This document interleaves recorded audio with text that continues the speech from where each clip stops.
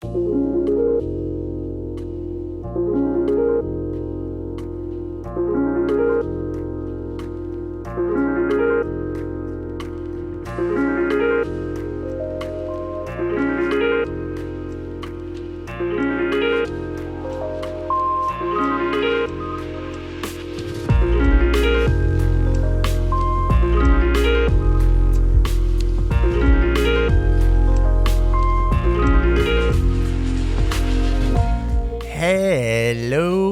gamers and non-gamers alike. We welcome you all to the Noclip Crewcast. This is episode 185. I finally got it. I finally called it the Crewcast instead of the podcast. Yay me. I'm joined by Frank Howley. Frank, how are you? How goes the world of post-Anime Expo environment that you're in over there? It's good. I mean, I was honestly mentally exhausted because I was editing that video for like on and off like 6 days straight. I would edit like maybe 2 or 3 hours at a time, but I crashed yesterday after it was finally out, and like yesterday was like Christmas for me because I posted the Like a Dragon Anime Expo party video, and the peak of it was Hikaru Shida tweeted it out. So for me, it was like job well done. So now I feel really good. But then my brain's like, all right, what's next? I don't know. But yeah, I feel good. Maybe a little tired, but not depressed, which is like a change of pace. So it's like, oh, okay. So I feel like I can rest and take it easy. And then yeah, next month there's already wrestling shows and concerts, and so lots of stuff. So I feel like I'm in like a 2-week period of hibernation, and then I'll be on my feet and moving a lot. But right now I feel good. But bigger than that, Jesse, congratulations. Jesse got married. Thank you. Yes, Jeremy Jane also joins us on the pod this week to congratulate me for my recent nuptials, I believe is the term that you use. Yes, I've gotten married to my lovely girlfriend of 11 years now. It took me a little too long to ask her to marry me, but yeah, me and Cass are now an item. Legally, we have to file as one person. No, that's not how it works. But yeah, I'm so glad that we finally did this. It was a small, quick ceremony. It took like 5 minutes. We got married by a woman with the last name Versace, so I'm in fashion royalty now officially. You're in the family they have to send now. me free clothes. That's right. I'm in the family. There's a whole movie. There's a Versace movie, isn't there? It's like House of Gucci, but then they did a Versace movie. I think. I have no idea. I might be wrong. I don't even know what Versace. I know Versace is like a fashion thing, but I don't know what it is. I don't know anything. I don't either. I'm wearing an acid print T-shirt from Berserk. Do you think I know what Versace Brother, I got a T-shirt on that says "Don't worry, beer happy." So I'm not exactly. Okay, you win. I'm not exactly dripping over married, here either. No, that's like that's a married man shirt. You know what I mean? Isn't it? It's got tags on it. That's awesome. That's the dad shirt now. That's awesome. You're at the bar, I'm all the way in. and everyone sees you, and they're like, "That guy is fucking married." This actually came with the ring. They gave it out for free. It was Jessica Versace gave you that shirt. Here you go. She was like, and here's your paperwork, and here's a T-shirt with beer on it. What does your wife get? Nothing. Nothing. She gets your very happy. Love. Yeah, I mean, who's to say? No, I will love her. Delete that. Don't say that on the podcast. No, that's sticking in. We got to make jokes about it. We got to make light about it. Don't worry. Be happy. That's right. I'm putting that on my tombstone in a very long time. Yeah, no, I'm very glad that we've gotten married. I'm so happy. Like it's genuinely, it's funny. Check out the ring, by the way. It's so funny when we're talking about getting married. Like when I proposed to her and we spent 2 years engaged, it was nice to, we had to sort of transition from girlfriend and boyfriend to fiance and fiance, and getting used to that and everything. And there is some degree of like, I don't know, understanding that you're going to get married, right? Obviously, that's the whole point of asking someone to marry you. But it didn't solidify for me until we went and got the wedding bands. Like we had to go try them on and make sure they're sized correctly and everything and pick out our styles. And we were picking through them, and there were tungsten ones and there were like silver ones or whatever. I tried them on. They didn't feel right. This felt like a wedding band. It's just a classic gold one. It felt like I put it on and I was like, oh shit, I'm getting married. Not like some other guy with my first and last name in a couple months. I'm getting, like, I have to. So whoever I want to be, for her, for myself, the idea of like what the married version of Jesse Garasha looks like, I have to be that person. Like, obviously, I don't know, for whatever reason, I'm like waking up to my humanity and my existence as a person. I'm not just like floating in the wind anymore. It turns out when you turn 28, you kind of like become a person. So yeah, when I put that ring on, I was like, oh shit, I have to fix the stairs. I have to learn how to drive, which I've also been doing for the last couple of weeks, because it's really embarrassing to say, yeah, me and my wife and her dad are going to drive us somewhere. So I've been learning to drive too. It's been. Dude, I didn't know you didn't have a driver's license. How's the learning to drive? Well, I have my driver's license. It's the way that it works here. I think it works for the same for you okay. guys, where you like get a learner's, but you can't Yeah, drive. yeah, on yeah. your Oh own. yeah. Yeah. So I'm working on getting my second grade driver's license that lets me drive on my own, basically anywhere. I don't think there's even like highway restrictions or anything anymore. Yeah, it's been good. I'd never driven in a car before until like 2 weeks ago, and I'm already driving around on streets, not hitting cars. I think I'm doing pretty good, honestly. I feel like I'm like pretty confident behind the wheel. I truly feel like the first time I drove a car, I had driven so many cars in video games that I was like, I know exactly what to do. Like it wasn't even like, oh whoa, this is way different. I was like, yeah, I mean, I played through Grand Theft Auto 5 or 3 years ago, so like I just feel like it's like, I don't know, people who play video games just like know how a car operates. You know what I mean? I could like parallel it's park kinda like- instantly. It's kind of like guns, not to make a sort of more harsh comparison, but like I know how a gun works because I've played so many shooting games. And I feel the same way while driving. Not that I could commit violence with the car, but that I can drive it somewhat because I've played video games while driving. You're right. The arcade games I think are throwing me off though. Like I play a lot more arcade racers than I do sim racers. So when I'm in the car and I'm turning, I'm like, oh, I don't have to brake to turn. You can just turn. You turn on a dime. It's just, where's the banana peels that I could throw out the window? Give me Yeah, or one you of those. pull the e-brake and you can drift around it, and that way you get like a little Exactly. boost. Yeah. Where's the left trigger on this wheel? Is all I'm thinking while I'm driving. Where's But the no, it's Z been a button blast. on this thing? That's right. There's no C buttons for me to control the camera so I can look That's true. behind Yeah, me. the camera controls Yeah. suck. You just have to like crane your neck around. Dude, it's bad. brutal. You got to check Brutal. the mirrors and everything. Yeah, It's- who's the dev behind cars? Because they honestly, who Henry Henry Ford. Ford. Henry Ford is getting a strongly worded YouTube comment from this guy. honestly, this guy's going to get cooked in my review of driving 2024. Yeah. He's done for. I wonder if all of our Battle Pass holders have driver's licenses and what vehicles they drive. I'm going to assume all beautiful vehicles as they have enough disposable income to support us at the Battle Pass tier. And that list includes Eamon Slattery, Harry Flanagan, Battle Royale Games, Arno, Richard Matherson, James Brown, Mark Rojas, Ryan Cobb, Tucker Morgan, Crimson Cyclist. You know what? Tucker Morgan probably drives a truck, and Crimson Cyclist probably has a bike. So that makes sense to me.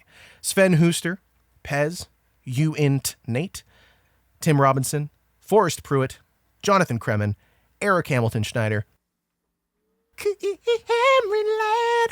Wow. Just a little falsetto there for you. Zachary Snader, Alex Sharp, Alex Goucher, George Sirkotis, Jacob Godserve, Tohir Tiliev, and Ryson. I think one day we should try to do all of those names in one breath. I think that'd be impossible. Probably That pass might out kill halfway you. through it.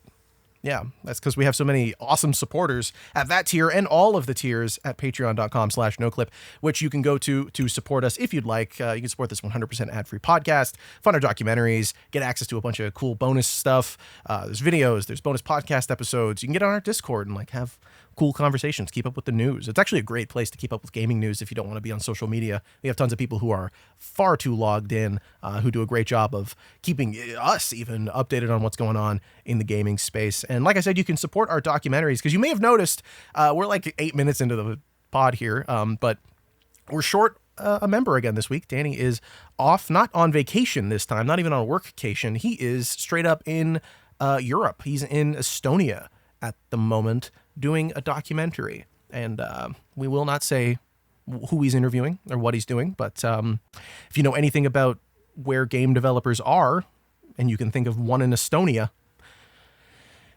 maybe you're right. I don't know. I don't want to say anything, but it's really, really cool. He's been keeping us updated with photos from his time out there filming, and this is man. I don't want to hype it up too much, but this is a really big documentary. This is really cool. So thank you for your support, allowing us to all do what we need to do, get married, go all the way to Europe randomly, and spend days there filming. So it's very, very, very cool that we get to do this for a job. I don't know. I've been thinking about that a lot lately, especially this year. I think I've talked about it in the Discord as well. Like, this has been a hard year for games journalists, for the industry in general. And man, the fact that we get to do this for a living is like, it feels fake. Does it feel that way to you guys sometimes? Yeah, I don't know. It is weird sometimes when I was, I still haven't I've just almost announced a documentary I'm working on that I'm not supposed to talk about. When I was working on unannounced multiplayer map documentary, I interviewed the primary interview at like 2 a.m. because they're in Europe, and I finished interviewing them, and I like sat down and I was like mega caffeinated at 4 a.m. and just editing this interview in this twilight state, and I was like, this is weird. This is weird that this is my job, that I like this like multiplayer map that I've cared about since I was a child. I got to talk to the dude who made it in the middle of the night, and then just like, I don't know, like the sun was coming up and I was like editing this thing, and I was like, my life is very strange. This is not normal. Yeah, in a good way. That's about how. Yeah, no. To be clear, I get what you're saying. Yeah. It's we're just lucky. We're very lucky, and obviously it's a lot of hard work to keep everything going. But it's still like, man, I don't know. I see people, but like we were talking about last week, right? With was it Gareth Martin? Was the name of the person that was commenting about their blog going up? Oh, it was wasn't it Graham Walker? Was it my Graham? God. Graham He's Walker? listening again, and Gareth we're saying Martin? his name again. Sorry, Graham. I'm my bad. I'm thinking of Gareth Damian Martin, maybe the developer of Citizen Sleeper. Citizen Sleeper. Yeah, I was gonna say that's. Sorry. Hold on. Okay, it's Graham Walker. Graham Walker. Okay, Graham Walker. Yes, Graham And Walker. Don't Sorry. everyone We didn't say it remember that name forever. We didn't say it 900 times at the end of the last episode. No, yeah, we were talking about starting up a blog and how hard that is, and the space and trying to get into games, and yeah, having this thing built up and Danny working so hard to keep it all going is, yeah, I don't know. Personally, I'm very appreciative. I'm sure that goes for people listening, people watching the docs and everything too. So just wanted to say thank you to him for all of his hard work. Guys, constantly busting his ass, and I hope he sent us a message actually saying he hasn't slept in like a while, nor eaten in quite a while either. So if he's listening to this, I hope you're eating or sleeping while listening to this podcast episode. Anyway, we are going to talk about video games this week. We've got 3 fun ones. Sorry, I didn't see that I wrote Flock in. I don't know what to start with this week. I think let's go Anodyne 2. I'd love to hear about this because I mentioned it in last week's episode. And Jeremy, you were talking about Moon and looking for subversive games. I recommended this one to you. It's one of my favorites, one of my indie favorites for sure. How have you been feeling about Anodyne 2? I really like it. It's very Yes. I don't even know what to say. Like I sat down last night to make notes about it for the podcast, and I was kind of like, I feel like you just like fire from the hip on this one. It's a what kind of game is it? It's like a third person platformer, kind of like N64-ish platformer that also alternates into these 2D like Link to the Past Zelda puzzle dungeons. Yeah, I don't even know what kind of game it is. I guess you're right. It is like kind of one of those subversive, quirky, like heartfelt RPGs, action RPGs, puzzle RPGs, something like that. But it's this game where you're going around and there's like this there's this like nano dust that has infiltrated the world and is like corrupting people and is inside of their bodies and making them act in weird ways and making them erratic and angry and dissatisfied and kind of not living up to their full potential. And you're going to these troubled people full of dust and you're shrinking down to the nanoscale, which is, this all happens at the 3D realm, and then you shrink down to the nanoscale, and that's the 2D puzzle dungeons. And you're going around with like a vacuum, I guess. It's not really like a vacuum. It's like a vacuum gun. But you do these puzzle dungeons, and you're kind of like clearing this evil dust out of people, and you're like healing them. And I think it sounds very simple on its face, but I think thematically it's so strong. And the writing, it doesn't have like, it's not very text heavy, but the little bit of writing that comes at the beginning and end of these encounters is very, very sincere and heartfelt. For some reason, it makes me want to cry when I'm playing it because it's so straight to the point, where it's like, you'll just get a paragraph of someone being like, I'm so fucking angry, like, I don't understand why you're here. They're just like pissed off. And then you do this little puzzle dungeon, they're like, oh my God, I used to be like loving, like I used to like care about people. And you're just like, oh my God, like this is just like, it's like 3 sentences and you're just like, this is so affecting for some reason. Yeah. It's just very like, it's very straightforward in its sincerity, and it doesn't feel, sometimes when you read sincere, quote unquote, like sincere narrative, it'll be like it's trying too hard to tug at your heartstrings, and it almost you kind of like put up a wall against it because you're like, hey, You're not gonna get me with that tearjerker bullshit. This game is just so surreal and off the cuff and just like straightforward in its sincerity that it keeps catching me off guard. Yeah, it's just a very sweet, sincere, and also like the thing that I also really like about it is it has this roughness to it. Like it's a little rough around the edges. Like some of the art, like there's an area, for example, where there are people like shopping in an outdoor market, and the shelves just have like a compressed photo texture of like someone took a picture just of like 30 oranges just like attached to the side of something. Yeah, someone just like took a picture at the bodega of an entire shelf and slapped the photo texture onto like a blender cube, and and it's like it feels like we talked about this a long time ago on the podcast that it is rare to find something that feels countercultural in games because games, unlike music, you can't just like write a song in a night that's called like "fuck the government" and you're like, whoa, this guy's crazy. Games take a long time to make, and they're very like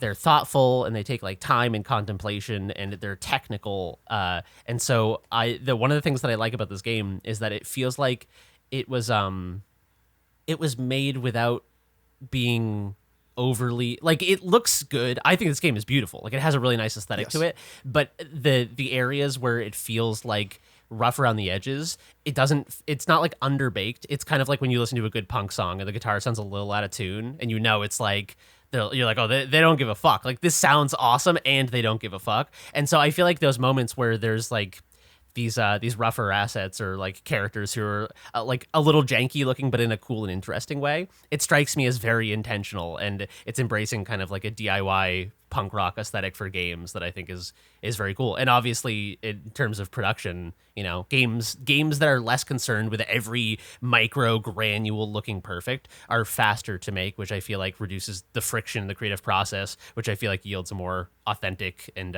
heartfelt end product. You know what I mean?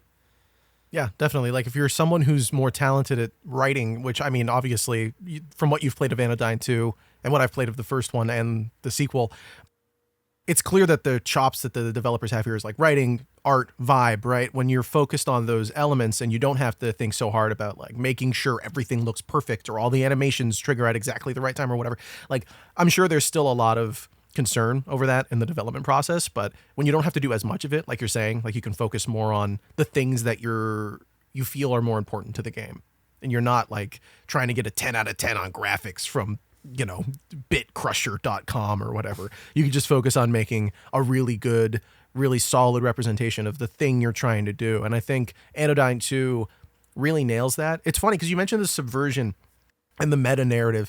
Sorry, I just saw on the camera the ring on my hand. I keep forgetting I'm wearing this. It's cool. The meta of Anodyne 2 and the way that it comments on not just like games, but culture, internet culture, religion. So like at certain points, especially as you get further into the game, and it sort of, even at the beginning, I think it sort of talks about it a little bit. Just like faith. I don't know. There's so many ideas spread out throughout the game, but I went back to watch some gameplay footage of it because it's been like 4 years since I played it, since it came out even. And when I went back and looked at it, I was like, I forgot how affecting this little line was. It was the thing that made me go, okay, this is an important game. That area you're talking about, the supermarket, there's a character there named the Mole Tuber. Oh, dude, I was just about to, that's exactly what I thought of when you said that. Yeah. Oh, that's funny. Yeah. You knew. Yeah. What does he say? I make videos about video games, but it's hard. It's not just fame and rainbows. No one was watching my videos unless I made stuff about the latest Big World series installment.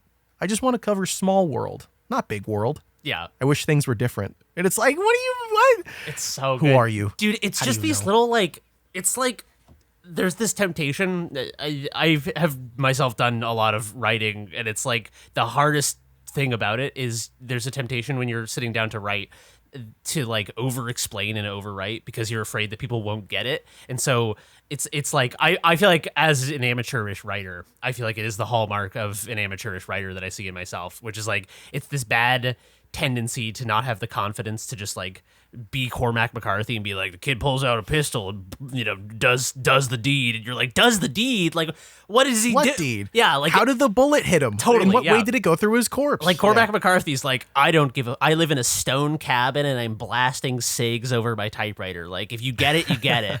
And me, I'm like neurotically like, and then it looks like this. And if you were unclear, this is what happened. Like, I'm obsessing over the fucking details. And I think the mark of a good, confident, and effective writer is to just, you know to cut away all the unnecessary detail and to leave the emotional core there that like communicates the feeling and the tone. And the little micro anecdotes in Anodyne 2 feel like, to me, they're giving you just barely enough of these micro, like the Moltuber dude. I was like, holy shit, I could do like a fucking Disco Elysium side quest about this guy and I would be so into it. But the fact that it's such a light touch and you just get those, like, I think it's like 2 lines of dialogue from him, 2 or 3, is like, it affects me way more because I'm like, I just got like T-boned at an intersection by like emotional pathos. Like it just hits you so hard because it's so underplayed, and it feels like there's like one of the people you help is like this worm that's with its children in like a back alley. Oh yeah,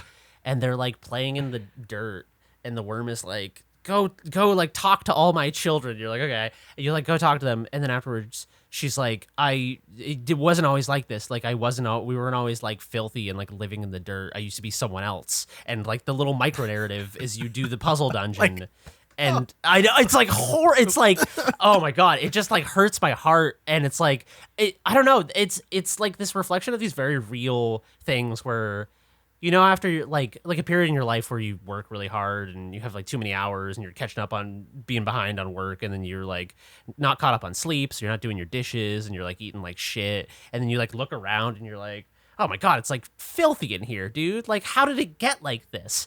And I feel like little moments of humanity like that are abstracted into just like one notch away from realism in Anodyne. And so it's like, it's not about a dude surrounded by Burger King wrappers. It's about like a worm in their family, like living in mud. And it's like, I used to be like somebody. And you're like, me too, man. Like, and I think that's part of what makes it so affecting too, right? What you're saying, like, because the world isn't so fleshed out, there's not like a lore entry on the characters. You can't read up on them. Like you said, it's only 3 lines of dialogue for Moltuber. I'm sure for the worm, it's really not that much text.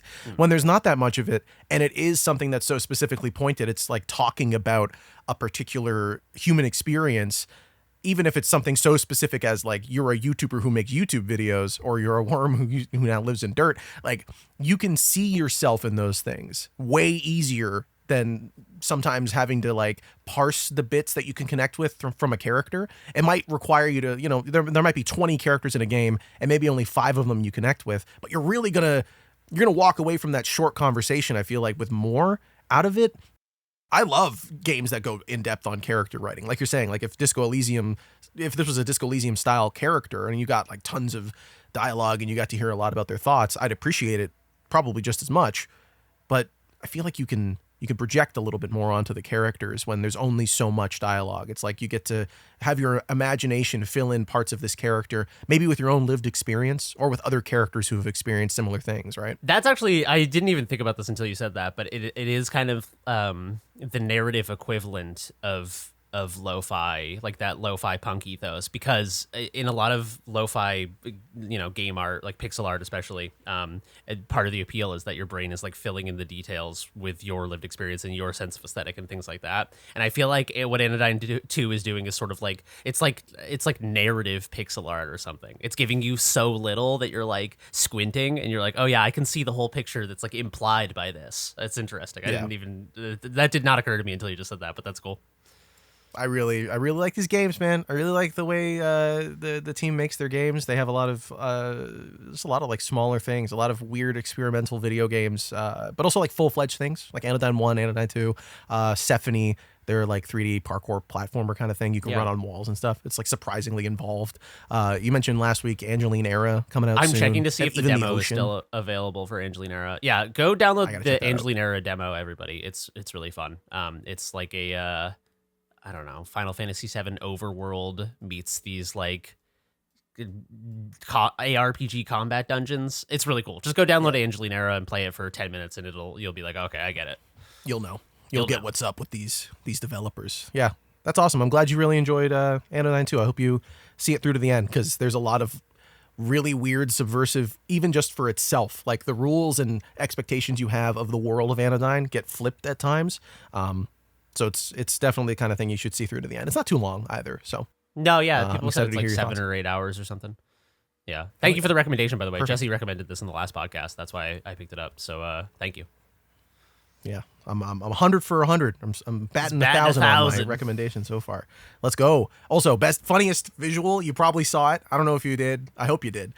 In that back alley when you go to talk to the worms, there's graffiti on the walls, and one of the things of graffiti says environmental storytelling on it, and like graffiti. I missed that. That's amazing. Oh, it's really funny. That made me laugh.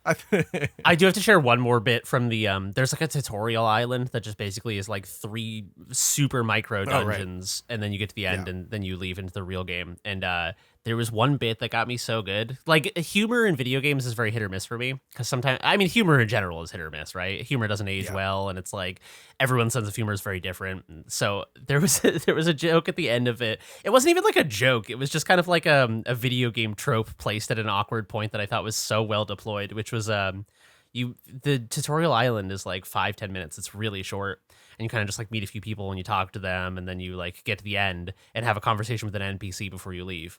But the conversation with the NPC at the end, he's like, wow, you've come a long way. Remember when you like met all those guys over there? And remember when you met all those guys over there? But it had only been like 5 minutes. And he was talking about it like, he was like, oh man, think about all you've been through. I'm like, dude, I just started the game. And he's like, remember that guy? And I'm like, yeah, he's 20. I can see him from here. Of course I remember him. Yeah.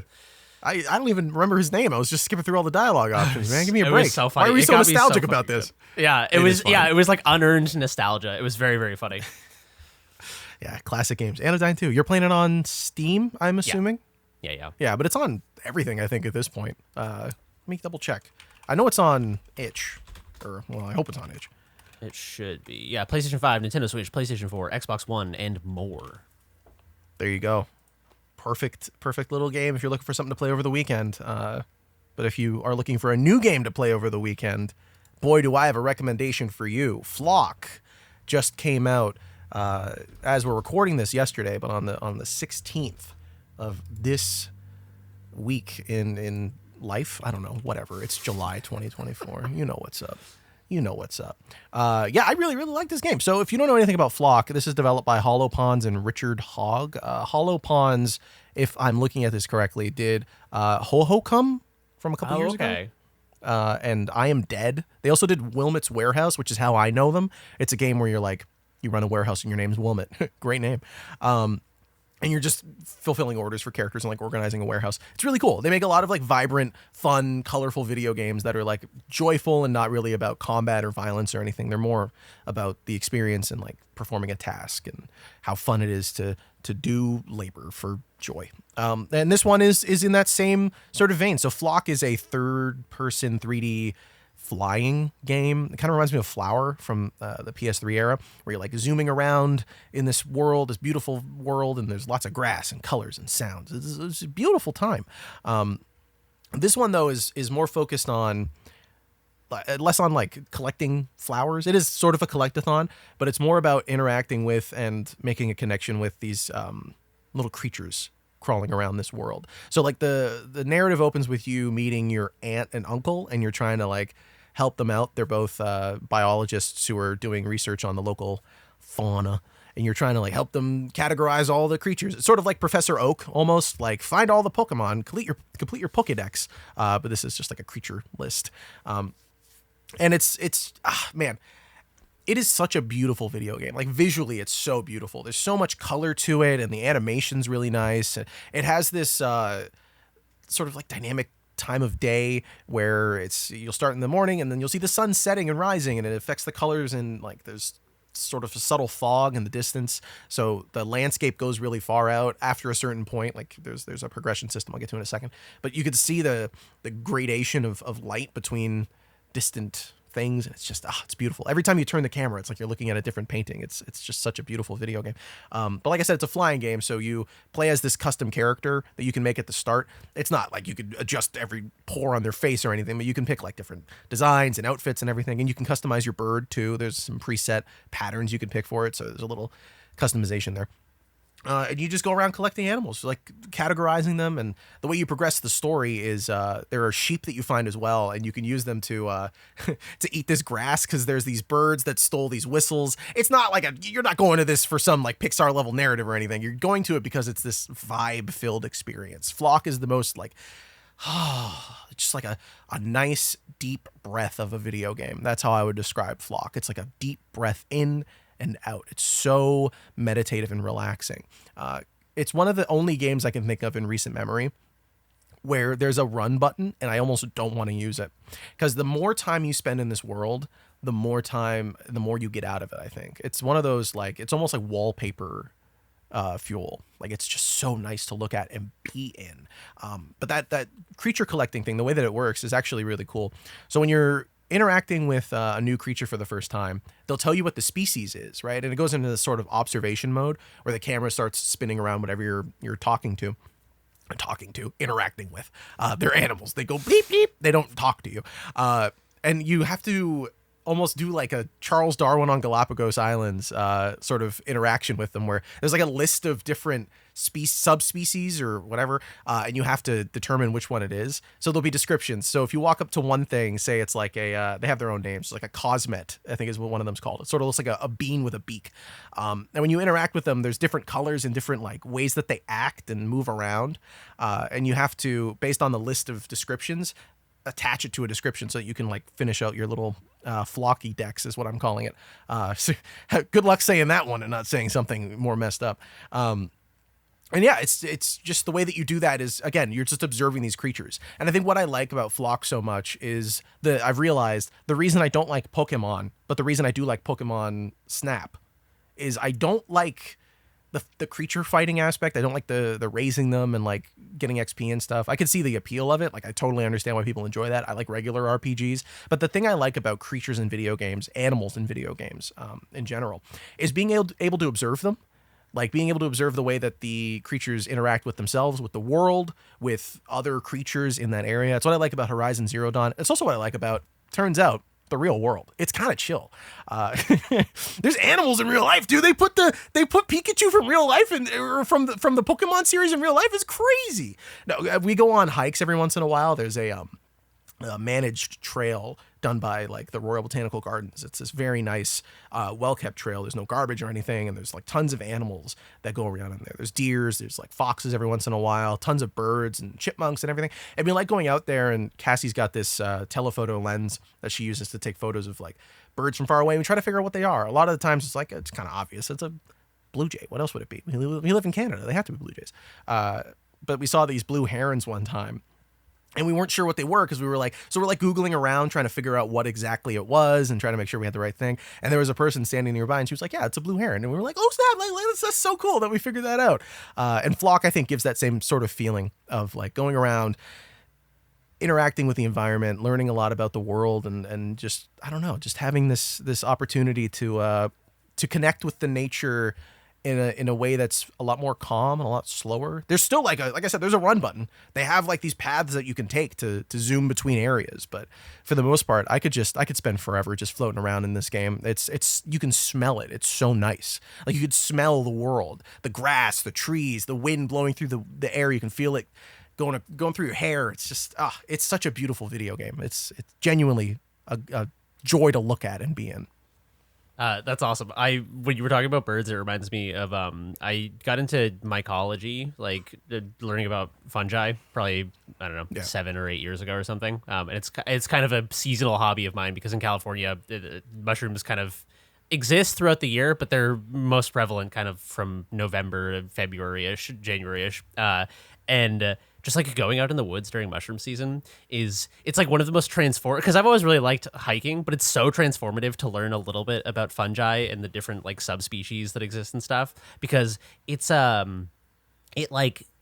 it turns an experience of hiking, which is just like immersing yourself in beauty and walking around and being active and stuff, into this like you said, like a Pokemon-esque scavenger hunt, because you're like, oh, holy shit, that's like a lion's mane, and I know that that's edible. And even if you don't pick it to eat, it's just like, it's cool to, you're laying like a data field over the natural world that it is, turning it into this like fucking Easter egg hunt created by the universe. And so it is interesting. That's such a good way of putting it, though. I feel like games sometimes tap into like a little bit of that feeling. Like I don't know. Like when I started Breath of the Wild, I thought it was gonna have a little bit of that, because you're like, there's like, oh, they're like fire shrooms and like ice shrooms and stuff. But it didn't go that deep on it, and I always feel like there's more potential out there for just some like game developer who's incredibly eccentric about like fungi or birds or something, to create like something like the Pokédex, where it's like absurdly large, and so when you run into a new one, you're like, oh my god, you're like flipping through the manual and you're like, what the fuck is this what thing? Are you? What are you related to? Yeah, exactly. Using the characteristics to be like, okay, it looks like this thing and this thing does that, so I wonder if it's similar, like using inference to make connections. Well, what genus does this fall under? How do I categorize this? Yeah, there's not enough of that in Flock, unfortunately. It is like a lot more straightforward. Like I said, there's a list of things that you pick from. It's not like some what's the name of the game? It's not it's the ship one where you're trying to you're an insurance broker. Oh, Oberdin? It's not like an Oberdin style thing where you're like guessing what the category is and you can go back and change it. It'll tell you if you got it wrong and you could pick the right one eventually. And it's pretty straightforward. It's like the list is 7 things. One of them says the purple one, and you're looking at a purple. It's not hard. But I do agree. I wish there was more of that sort of thing. The only game I can think of that does like the categorization and you can be wrong, I think, is Strange Horticulture. It's a game where you're like picking out plants and applying names to them and stuff. It's a lot more like a puzzle game. I think you can be wrong in that one. I wish more games would let me be wrong. I feel like there's not enough games that let me be incorrect but still continue with the narrative. Anyway, I wanted to ask Frank, because you do a lot of biking and going around the area. You've been doing a lot more of it. When you're out, and do you tend to go on more streets, but like you do a lot of nature biking as well, or it's like half. It's weird because it's like, technically I have a gravel bike, which is like half good. It's like half streets, half dirt. I'm doing mountain trails, but like half of my route will be like more foresty areas and then like civilian streets. But yeah, when I'm in the deep parts, I'll see snakes, I'll see squirrels, I'll see coyotes at night. Ooh. Which is like kind of exciting. But I feel like I'm so used to the same stuff I always see. I'm trying to think what else, but like every now and then I'll see a snake and I'll like whip out of the bush and it's like, holy crap. But nothing too extravagant. I'm trying to think of with wildlife. Like the closest thing I get to that, honestly, is like I'll go to Book Off all the time. I'll do my like 6 spots across Southern California, and I'll look at all the figures in the shelf. And if I see a character design I really like, I will take a picture, and then I might message a few friends like, what anime is this? What is this? And then that's how I get into a lot of shows. So I'll see a character design. I'm like, this is cute. This is cool. What is this? And then from there is how I'll get into something. So like, you're like the Charles Darwin of anime characters. Yeah, because it's like, that's awesome. With Nana, I had like several friends recommend it to me, but I started seeing this character of this like kind of like punk rock looking chick smoking cigarettes, and I was like, who is that? And that's Nana. And now I have a few Nana figures, and like identifying multiple variants of the same thing. It's like that. It's like every time I see a figure of a character I like I hadn't seen before, it's like a new discovery. Oh my god, a new variant of this figure. Like that's where I'll get that spark. I don't know, an animal or whatever. No, I don't know. It's still nice going to the zoo. Like being in Southern California, there's the San Diego Zoo, there's the LA Zoo, the Santa Ana Zoo. It's always very fun. I don't know. It is refreshing to see wildlife. It's like, oh, this turtle, this doesn't care about the internet. This doesn't care about income. Oh my God, how can I be like the turtle? This is incredible. Teach me your ways. And he just this doesn't know what happened to Donald Trump over the weekend. This doesn't even care. Yeah. This doesn't know anything about Kyle Gass and Jack Black breaking up over it. It doesn't know. It's just living its life. It's eating leafy greens. Throw it some spinach. It's happy to. So nice. Happy to get it. It's so nice. To be a turtle, eh? How would life be? That's what it's so all much about, better. dude. That's what we're all aspiring to be. Is just to get out there and become a turtle. It's just I don't know. I that's like the same exact reason, like the same sensation that I get when I go hiking. It's just like you're out there for an hour and then this like wall breaks down. You're like, oh yeah, this is this is like the primary dimension of experiencing reality as a human being. And it's like, man, I like for work, and when you're like tired from work, and like it's just like I spend so much of my life in front of a screen, which I like I fucking, as a kid, like even there were entire summers where I was like, I just want to like play Final Fantasy VI. Like I don't want to go play stickball in the street. I grew up in the 1950s. I don't want to get tuberculosis. I just want to play Final there's Fantasy. tuberculosis over there. There's like, so it's one of those like things that sounds cliche because it's true and it's just so obvious, but it's like you go out there and you're like, oh yeah, it's like, it's so fucking healing to just go and just like break your routine and just go to like a random fucking place and go hiking. I did that the other day, and I was like catching up on work, and then I was sick for like 4 days, and I was just like inside, and then I was like, oh no, and now I'm behind on work, and I was working all weekend. And so Monday I just was like, fuck it. I'm just getting in my car and going. And I just drove to like 3 different beaches, and I went to the river and just like got in the water and was just like sitting there in the freezing cold ocean water. And I was like, this rules. This is like, I wish I was like confident enough in my existence in the world to just like live in a fucking van and go to beaches all day. That'd be awesome. Damn. Yeah, that is the dream. Can I podcast from a van? Do you guys think if I get like a fucking Elon Musk Starlink, I can podcast from the van? I think you could do it. Yeah, you just use hotspot to your phone. Just burn all of your data in 5 minutes.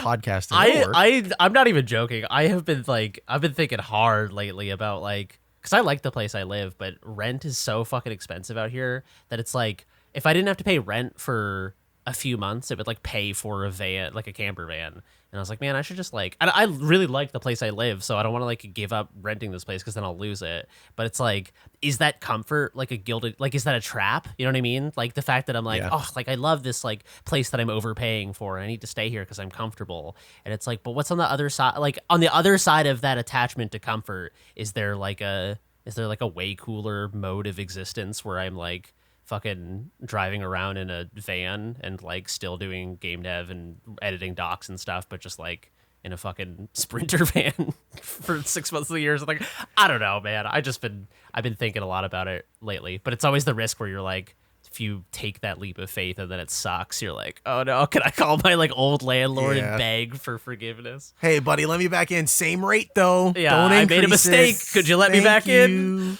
Yeah, can I pause my lease for a second? I just want to pause. Yeah, can we just put a pause on it? Back. Listen, I know you need the money. I get it. It's hard being a landlord, but if you just give me 3 months. Oh, it's so hard being a landlord. It's so hard. You gotta fix the pipes once every 3 years. Oh man, you gotta paint over all the holes. You gotta paint over all the cockroaches. The primer. Yeah. Oh man. Oh, hard life. Sorry. If you're a landlord, I'm not sorry actually. It's I'm with you though. I feel like if you're gonna be in that financial situation anyway, or you already feel like you're overpaying and like it's not ideal for where you're staying, fuck it, get a van. I'm not telling you to make unsafe financial decisions, but I think if maybe it'd be fun for a couple months. Screw it. I feel like it might be cool, and it's like, I don't know, man. I'm 33. That's like right on the. That's like young enough to do something stupid, like buy a van and move into it, but old enough to be like, I know a thing or two about the world. Like I'm not like 22, where I was like, this might be dumb, but it's like this. There's no stakes. There are stakes now, but it's like it might just be like fucking. It might just be cool. I don't know. Yeah. Anyway, Flock. Flock. Yeah, sorry. That was fucking... No. It is on Game Pass. There you go. For all my Xers out there who are still subscribed, who are part of the... I've got... You can't see it, but I've got Xbox socks on. Oh, do you really? Give us some feet. Hike them up. Oh, look at those, dude. Yeah. There we go. Did Phil Spencer send those to you? No. I think I had a friend send them to me. My friend Tylon. Like GameStop does clearance stuff like all the time, and so randomly you'll find stuff that's like cool enough where it's like, if it's $5, that's cool. I wouldn't pay $15, but $5, sure. $5 for some Xbox socks. Let me get some branding going. Yeah, that's good. That's awesome. That's great that it's on Game Pass. It's a great Game Pass game. Like I said, if you're looking for something to play over the weekend, nice and short, You can just, unless you're like me, unless you like just slowly floating around and like listening to the world. Oh, and the sound effects in this game, by the way, are so good because all the creatures make their little bleeps and bloops in the distance, and you can like determine which species it is based on the sound they're making. And one of them, I think it's called like the glorps or something. They all have stupid names. When they're crawling around and they just like stick to rocks, but they go in the distance. So all you hear is like the beautiful sound of the leaves rustling and the wind flowing through the grass, and then beep beep beep beep. It's man, I love it. I actually do. It makes me want to go outside. Is that dude? That's a good ass. A good video game is one that makes you want to do something that is not video games. I feel like not because video games are bad, but because like when it's like if you play a game, you're like, I want to read a fucking book or I want to like go hiking. I feel like it's tied into something deeper than just like it's part of your life and not like a thing that's distracting you from it. Yeah, totally. I am curious about the structure of this game. Is it like one large open world that you plop into, or are there like levels, or what's the structure of it? Yeah, there's layers to it. So it's a big open world that expands the more that you play it. So like I said, there's these whistles that you're looking for in the grass, and the sheep eat the grass to sort of reveal the things because the whistles got stolen by one of the species of animals, and they hide in the grass. Again, you're playing it because it's beautiful. You're not playing it because you're trying to, read a Pulitzer-winning book or anything. Pulitzer's, whatever, it doesn't matter. But it's not a New York Times bestseller. There we go, that works. But it's, when you find these whistles, it sort of gives you the ability to capture creatures. I didn't even mention, when you capture the creatures, it's a very simple scenario. You just get to a certain distance from them, you hit a button, it plays a note, your bird like chirps out to them. Not like saying mean insults to all, I think it might just be an Ontario thing where you say it's a chirp. Are you chirping me, buddy? Are you chirping? But your bird chirps at them and sings the song. And then they join your pack. And you can have up to 8, I think, or 6. And then you like find these trinkets that give you more and more of them. But to progress the world and open the map up, you get these whistles, and then they let you catch like special creatures in the area. So it'll be like one of the cosmets, but it'll be like that's the first one, I think. It's like a bigger, more special version of it. And they join your pack, and then the cloud level lowers. There's something going on with the world. I'm not that far, but narratively there's something going on that's making the cloud level lower. And every time it lowers, you unlock a new layer of the world. So it'll be like a bigger, more expansive area to cover on your bird. And just like different creatures you can catch that are only at certain cloud levels also. So your creature list opens up more as you progress the game. It's very simple. It's very straightforward. And the sheep thing, actually, this is really cool. Design wise, you don't actually have to do the creature collecting. Like you don't have to go around and fill out your book. The only thing you have to do is catch the handful of creatures to progress the story.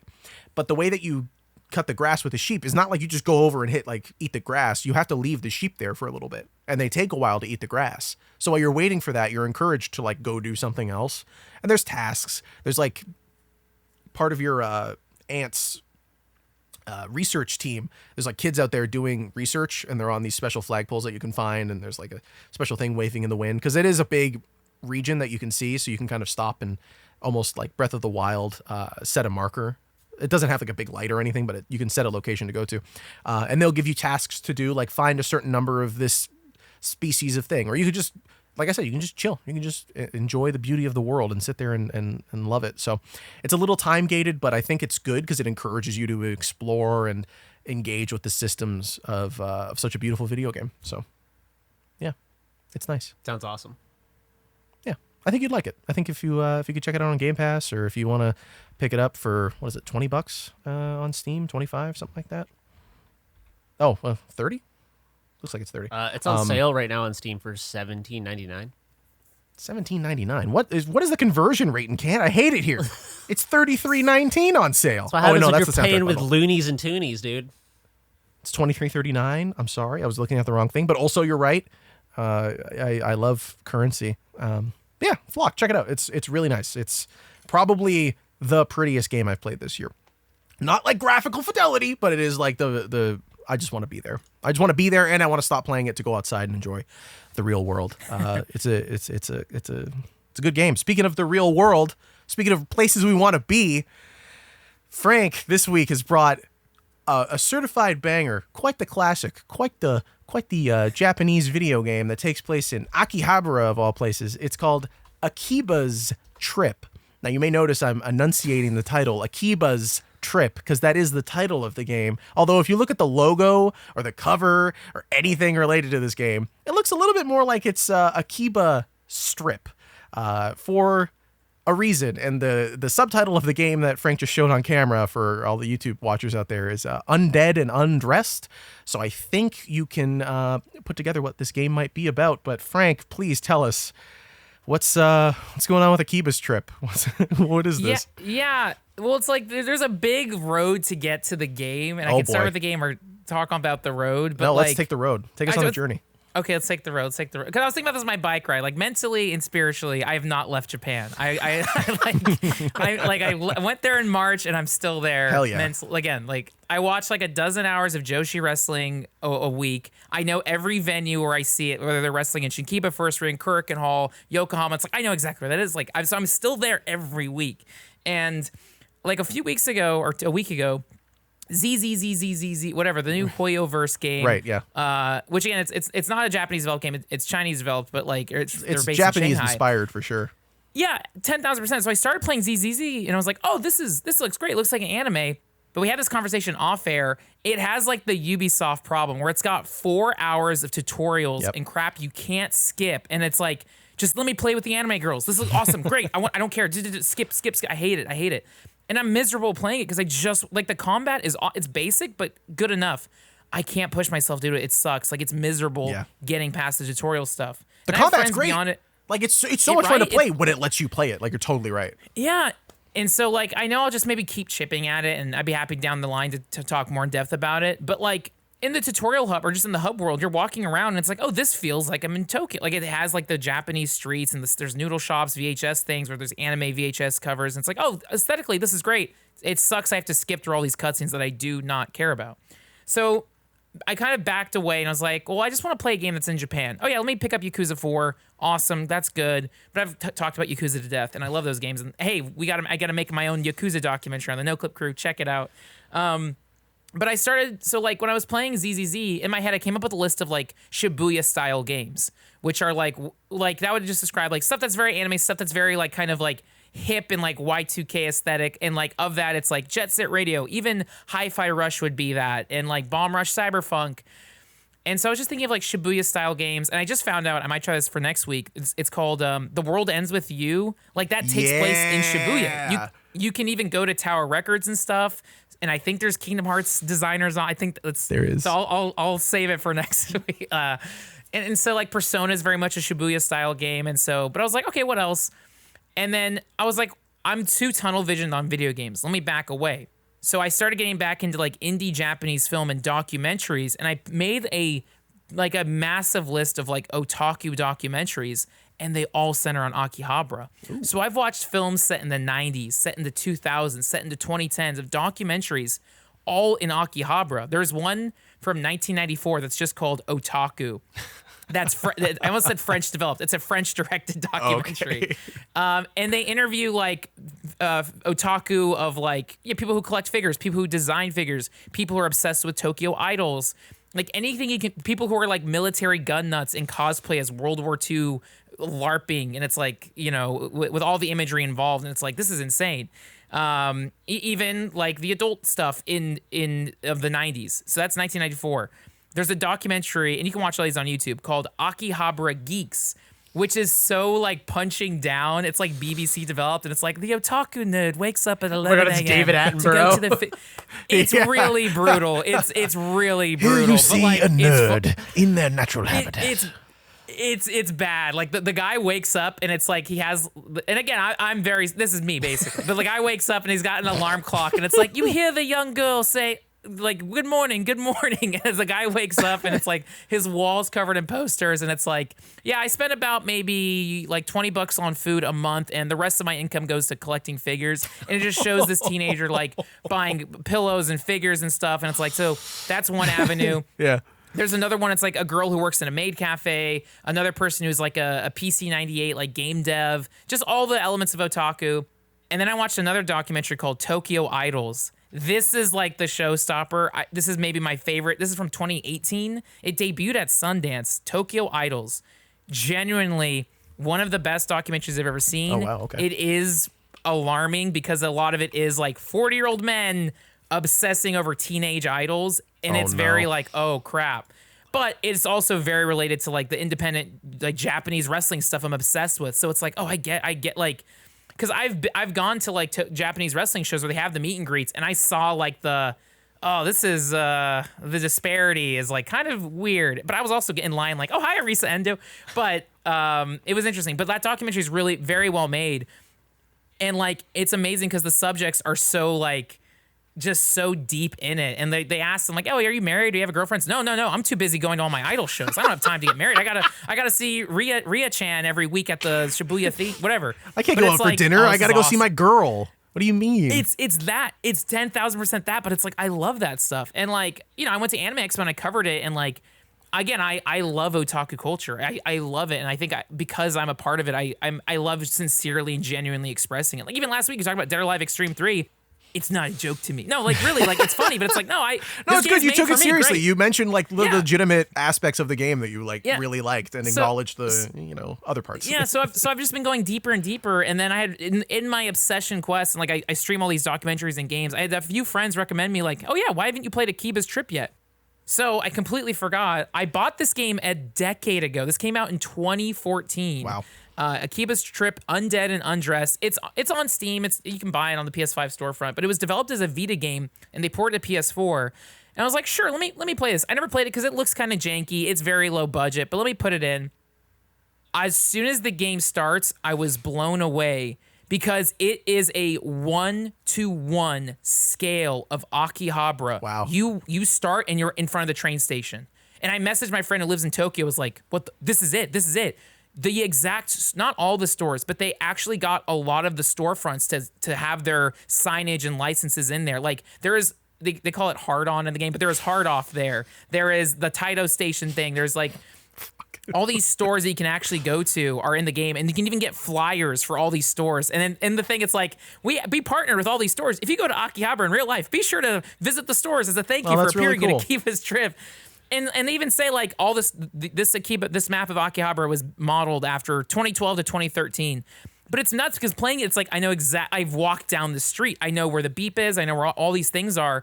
And it's like it's the thing where it's like I'm playing the game more for the travel experience. It's how I started playing Yakuza, where it's like I just want to be in Tokyo. Let me play Yakuza.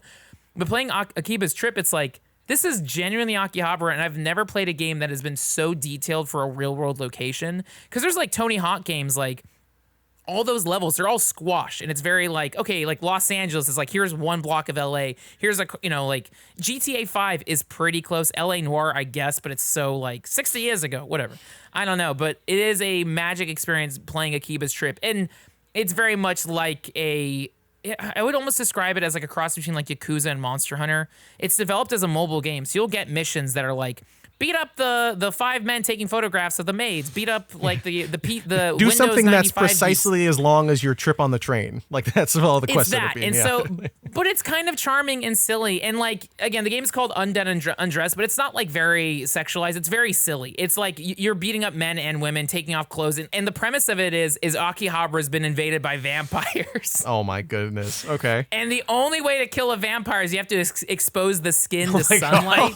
So and you have been bitten too, so you're also a vampire. So like, you run around, you're beating up otaku, and it even says like yaoi fangirl otaku, and it's like and they all walk around being like, I saved up all my money this month so I could travel out to Akihabara. I can't wait to buy my new figures. Like it's very like it feels insider to a degree. It's like, oh, we're all making fun of ourselves. Like it's not punching down. It's like, oh, this is developed by I don't know. It's very like it's great. I genuinely find it very charming and silly. If you haven't been to Akihabara, I don't think it would hit as hard. I think it's like, what is this? Having been there, it's like, oh no, this is very, very sincere. And I feel like even the vibe of Akihabara is that, even with the maids on the streets, like beckoning you to come in, and the shops, and it's so loud, and it's like, this is great. I love it. It's so cozy to me. And so, yeah, I don't know. It's been funny to like have this game that was sitting on my shelf for 10 years that had no, like, I had no attachment to it, but then having gone to Akihabara, and that's all I can think about is going back to Japan. Like I've been messaging a friend for months now who lives in Tokyo, and I'm like, when I'm there, we should go here, we should go here, we should go, like it's this thing that genuinely keeps me going that I can't wait to go back to. It's like, feel like I already have 2 independent trips planned, like with different friends where it's like I can't wait to go this and do this. Like I also found a website that's a resource where if you go to this website, it's a calendar of every wrestling promotion in Japan. So if you're just in Tokyo or you have time to be there, boom, here's any day of the week you can go to a wrestling show. So it's like, again, that's all I can think about is being there. And so playing this game where I can pop it in and it's like I'm in the streets of Akihabara, great. If I want to go to a different district, let me pop in Yakuza. I'm walking down the streets of Kobukicho. If I want to be in Shibuya, oh my God, here's Jet Set Radio. There's the bus station. Here's World Ends With You. And so I feel like I'm building a list of games where I can travel anywhere in Tokyo. And it's like, I don't know. It's like playing video games as a way where the game itself is bigger than one single game. It's like I don't know, but it's like seems like such a fun, weird, obsessive journey of being able to visit a place digitally. And every game has a different style, tone, things that they're reflecting. But it's like I don't know. And I had this like wave of euphoria when I was walking around Akihabara and Akiba's trip. So it's like, I'm sure you can have I know Ubisoft's done like recreations of like Venice, Italy, or whatever, stuff like that. And I know there's other games that have done that. I know Seattle is represented in Infamous, like with the most Second Son or whatever.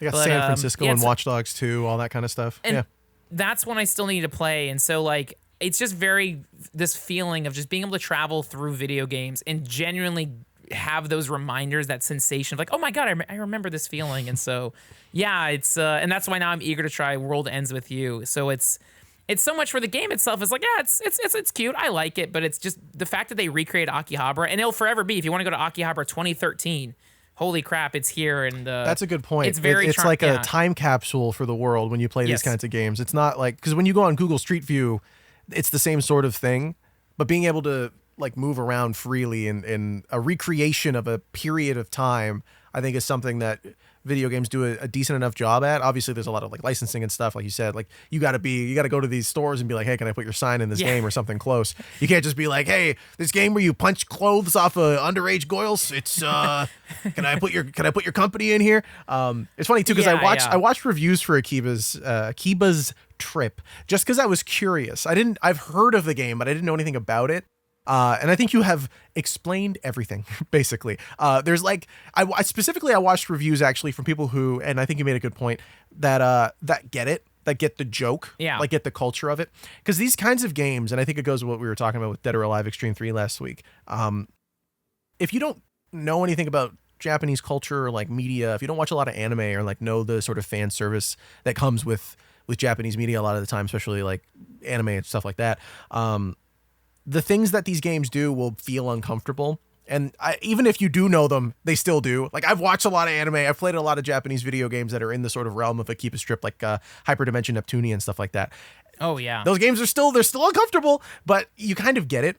And I think all of the reviews that I watched for Akiba Strip are like, oh yeah, they get how dumb this is. Like the combat for how funny it is of like removing the clothes and like how that could be a little awkward and weird, and it kind of is. It's tedious. It's not fun. Like it's not fun to do from what I hear. Like it's super boring. Which is, I think, poking fun at the fan service of so many of these things. Yeah, and it's funny because it has like a 9 out of 10 on Steam, where it's like perfect. That's awesome. So it's and again it's janky, but it's like I like games like Dynasty Warriors, but like I think it's very nice that it's like, oh no, they can rip your clothes off too. You most of the people you're fighting are not women. It's otaku. Right. It's geeks. Yeah. And it's like that's what and they're wearing anime shirts and you're ripping off like shirts of people's waifus on them, and so it's just like, yeah, it's you know what, it's almost like you're beating up the like. You're beating up the audience for those type of games. Yeah. It's like it's and you're beating up yourself. So it's very funny. Oh, and there is a wrestling Easter egg in there. Perfect. And this blew me away. In like you have like all of the characters in the game meet up at this like family cafe. And in there's like an arcade cabinet and there's a wrestling video game on there. And I don't know, I can't identify the wrestling company, the wrestlers, the promotion, but there's 2 independent screenshots and those wrestling photos are shot from Karakin Hall. So it's like there's another game that has Kurakin Hall in it, and you can see like the way to identify it is in Kurakin Hall. There's like northwest, east. There's like signs in the hall, and a lot of wrestlers will do spots will go out into the audience and then bash someone's head on the sign, and so it's like that sign is there. So it's like, oh my god, this game not only does it have Akihabara, but like if you go, I think northwest of Akihabara, that's where the Tokyo Dome is. That's where Kurakin Hall is, and it's like, this is in here. So that's the other thing is now I need to find more games that have Korakuen Hall in it. I've been trying to play wrestling games to find it. Fire Pro Wrestling has a parody of it, but that's the next map on my game wall I need to build. But so yeah, it's just being able to travel through games like that is funny. There's a sequel called Akiba's Beat. I don't think it's when I heard that, I thought it was like, is that a rhythm game? It's still a beat 'em up, but maybe it has better graphics. It has a 7 out of 10 on Steam, but maybe I'll check it out. But yeah, if there's other games that are just, I don't know, that capture the essence of Tokyo, I want to play it, and that's why I'm excited to play Yakuza 5, Yakuza 6, because you go to different parts of Japan, and I don't know, it's fun. Like already next time I go to Japan, it's like I want to go. I mean, I'm already planning going to Akihabara, but it's like I feel I will know that map better if I spend a month like platinuming in this game. And you're walking up to people who live in the area, and you're like, pretty sure. So I have a picture from, I don't know if you've heard of it before, Digimon Story Cyber Sleuth Hacker's Memory. There's a store missing here. Is it still? Did they move it? Or? And then the last nugget on it, as I've been going down all the Akihabara stuff, is there was an anime called Akiba Maid Wars, and I was blown away by this. This came out in like 2022. I think I had 2 friends recommend it to me, and it's a 12-episode anime set in Akihabara about. Is this in the same world as Akiba's trip? No, but it's just Akiba is just the heightens, like how there's like Shibuya Pop, Shibuya K. Oh, okay. Shibuya style, like Akiba is like so there's a genre of music called Akiba pop, and I've been exclusively listening to that the last month. Like there's a band called Denpa Gumi Inc. or whatever, and so there's this show called Akiba Maid Wars is genuinely great. It's like, it's very like Kill Bill Tarantino-esque anime where it's like hyper violence. It's girls have a maid cafe and they're being squeezed out by other rival maid cafes. So every episode is them getting into a turf war with other maids, and their gun battles and blood, and it's very excessive. And it's like, oh, this is like incredible. And so I immediately started messaging my friend in Tokyo like, oh man, are there any merch for this? So I Googled Akiba Maid War pop-up, because in Tokyo, every month there's a new pop-up. Like right now in Tokyo, if anyone's listening and wants to get stuff, Tokyo Joshi Pro Wrestling has a pop-up. Drop your P.O. box. Drop the address. Yeah, Tokyo Joshi Pro Wrestling has a pop-up in Shibuya. I had a friend go down and buy me shirts and stuff so I can pick it up in the future. But like, so I was like, have there been an Akiba Maid War pop-up? I Googled it, and it was, yeah, there's a pop-up right now this month. I was like, oh, cool. So I was going to grab the link, send it to my friend in Tokyo. And then I looked, Little Tokyo, Los Angeles, from June to July 28th.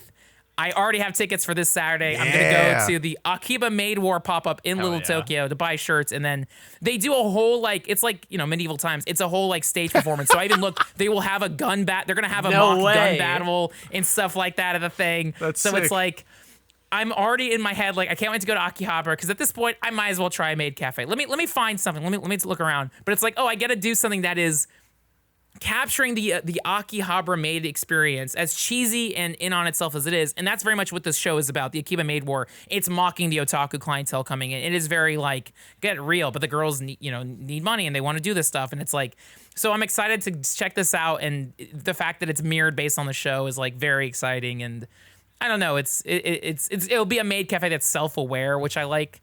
So I don't know, the timing of that was great, but yeah, I can't get enough of Akihabara, but maybe next week's tone will be Shibuya with The World Ends With You. But I don't know, it's been clearly I can talk about this forever. If I wanted to talk about ZZZ, I would talk for 5 minutes to say how I hated the tutorial. What's more fun to talk about stuff I love? So, I appreciate that approach to talking about games, man. Like I think it's important to find the parts of it that you think are worth not just talking about, but also like highlighting and thinking about it on a broader scale. Because now that you're talking about this, not to pitch content your way or anything, turn all of your joy and hobbies into things people can watch on the internet. But man, I genuinely think it would be cool to watch like a series of you going through Japan in video games. Yeah. Like if you could find a place, like you're going to not Tokyo, Kyoto, like a place in Kyoto, There's one of the 3 cities I know the names of in Japan. 3 hours south of Tokyo is the Shenmue city, Dobeita Street. Oh, and shit. They even have, in Dobeita Street, they even have a brochure that's like, here's the Shenmue route. And they have all the shops from Shenmue. That's so cool. Like, it is you need to be 3 hours on a train, but that's there. And it's like, oh, absolutely. Because even in the, on Noclip Crew, when I interviewed Hikaru Shida, I asked her, how realistic is Tokyo? Knowing she would give me the perfect answer. I did game capture of Yakuza 3 and 4, and I documented the gate. at the Yakuza party, they had the gate, and then I match cut to a picture of me in Tokyo Yeah. in Kubikicho with the red gate. So it's like I feel like I know the games and I know Tokyo so well, and that's the thing that helps with like being an editor is like I have that brain where it's like I have the shots, I know exactly where that is, and it's like I feel like I have this knowledge. I don't know. I feel like I'm making it either way, and that's why I was proud to show off in that Yakuza video. But it's like I can't. I don't know. It's like. It's fun to again. I already do so much game capture. I already do so much photography, and it's like blending that seems very very dude. exciting. Plus, it's like it's something you care a lot about, and I think that shines through so much in the work you do, especially on this topic. Like the crew video you just did. It's like it's so essentially Frank Howley. It just like it feels. I can just like. I don't know, man. There's something about just vicariously enjoying, even if I'm not currently in like a obsessed about Akihabara phase, just like vicariously enjoying it through you feels like almost as good. And it's like when you were talking about it, it reminds me of I feel like it's in the Wipeout documentary that we just did. There was this bit where the guy, the musician Cold Storage, talks about how he didn't really understand like house music and like trance music and like the dance scene, that music, and went out and had this experience of like feeling the fucking huge speakers like rattle through your bones, and then he was like, oh, this music is to like recall that feeling you had participating in this scene, in this subculture. It's not just to like sit down and listen to the music. It's like capturing the essence of a night out that you had, and it's bringing that back.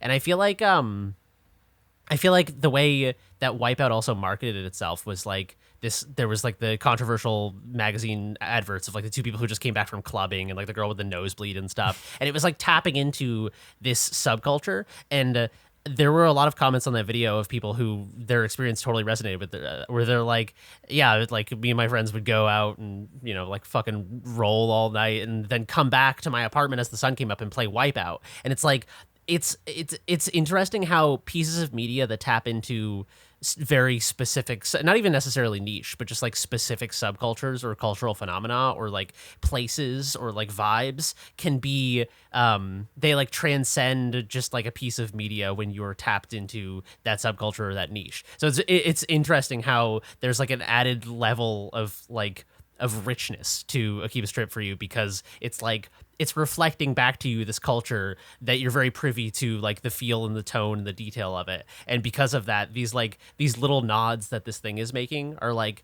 a celebration of that subculture, not just like paying lip service to it. And the thing that I always think of is when I was a kid and like, you know, video games have been popular for a very long time, but they did not have the sort of like mainstream penetration that they do these days. And so when I was a kid and you'd go to like fucking Spencer's Gifts at the mall and you'd be like, oh, whoa, like I got a t-shirt at Spencer's Gifts when I was like fucking 9 or 10 or something. That was it was a picture of the zombie from Resident Evil 1, like looking back real creepy. And it just said Zombie Hunter and it had 2 shotguns crossed.